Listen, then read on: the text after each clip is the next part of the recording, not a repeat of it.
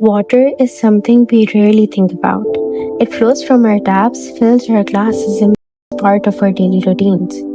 So ordinary that we forget how essential it truly is. But what happens when that flow stops? For millions of people, this is not a hypothetical question, it is a daily reality.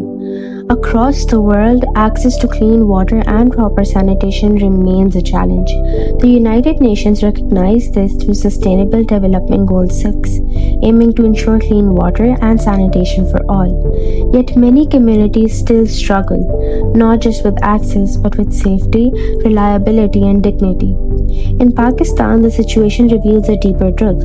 While most households technically have access to water, that access often comes with uncertainty. Water may not always be available, or worse, it may not be safe to drink. Around 70% of households consume bacterially contaminated water, turning a basic necessity into a source of illness. The consequences are devastating, especially for children. Every year, 53,000 young lives are lost to diseases caused by unsafe water and poor sanitation, conditions that are entirely preventable. Many more suffer repeated illness, affecting their growth, education, and future. Sanitation adds another layer to this. Without proper facilities, communities face greater exposure to disease, and even clean water cannot remain clean. It becomes a cycle, one that is difficult to break. But this story is not only about problems. It is also about people, those working to create change.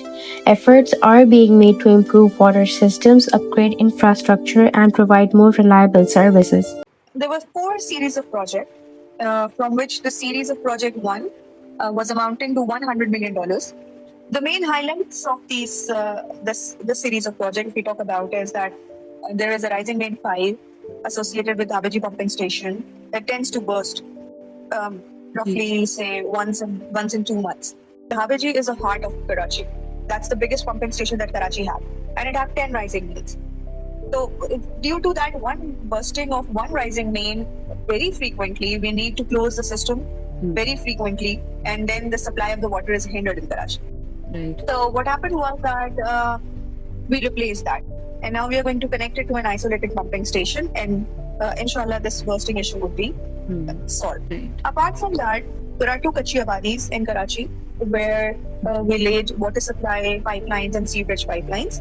They were regularized Kachi Abadi, but they were given just connection from the pipeline, but now they have proper network tap and the water is coming to their taps. Then we also installed chlorination units at different pumping stations in Karachi because, chlorination is done at the end of filter plants only. Right. So when the water moves in the pipelines, the chlorine is lost. And after a certain time, the water is free from chlorine. But we need chlorine in our water because it's a source of disinfection. So this was for phase 1. For phase 2, if I talk, the main sub-project of this phase is K4 augmentation. You would certainly have heard about main K4, which is under construction by Wabda.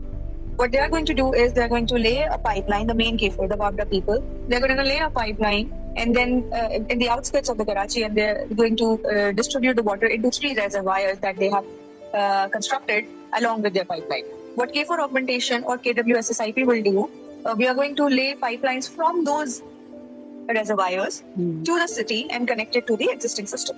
Now, this main K4 is going to induct another 650 million gallons into the system. So the per capita requirement, per capita availability of water will increase. These initiatives show that progress is possible, even if the challenge remains significant. Beyond systems and policies, water is deeply personal. It affects how we live, learn, and care for one another. It is tied to dignity, the ability to drink safely, maintain hygiene, and live without constant uncertainty. And yet, even as scarcity grows, water continues to be wasted. A tap left running or a leak left unfixed may seem small, but together they contribute to a much larger problem.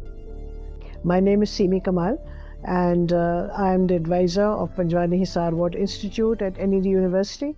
I'm also the founder and chair of Hisar Foundation, which is a foundation for water, food, and livelihood security that's been around for 20 years. I sit on several boards, both international and Pakistanis, most of them to do with water. Now, all this work for me is anchored firmly in SDG 6. In fact, of the 17 SDGs, I believe that water plays a critical role in 16 of them. So it's not just SDG 6, it is all the other SDGs. There is a huge big issue, huge big gap, because when you look at water politically and simply as a means of production, and seeing how you can get water free, not pay for it, and reduce your costs and then earn rich profits, or you get a resource free, you spoil it, you throw it back into the environment without caring the pollution you are causing. So there are huge big gaps, and it's not that everyone is doing it deliberately to harm others. It is simply that it does not occur to them. Some people are doing it deliberately, but in many cases it doesn't occur to them because we don't communicate correctly. And we in the water sector have perhaps so far not been able to communicate as well as we should have, because everybody wants to take out all the water from the rivers and use it for irrigation, not realizing that water is your primary source. If you destroy it, that there will be what you built on it will not survive. And that, keeping your water bodies pristine and running and in a balance with nature is so important. Women form 50% of the population of Pakistan. They are traditionally water managers, whether it's at home, or whether it's on small farms, or whether it's homesteads or kitchen gardening. I do not see women only as beneficiaries of development programs. I believe they have to be right in the center of decision making. But I believe that many more young people need to come into this sector. Okay, because without water, there's no life. We, human beings, have behaved in a horrific manner to Earth, which is our only home. And we need to save this home. The solution lies with all of us. Governments must invest in stronger systems. Communities must be supported and educated. And individuals must recognize their role in conserving water and using it responsibly. Water connects us all, but access to it does not. As pressure on this resource continues to grow, one question remains. Will we act now while change is still possible? Because if we don't, water may no longer remain a basic human right, but become a privilege.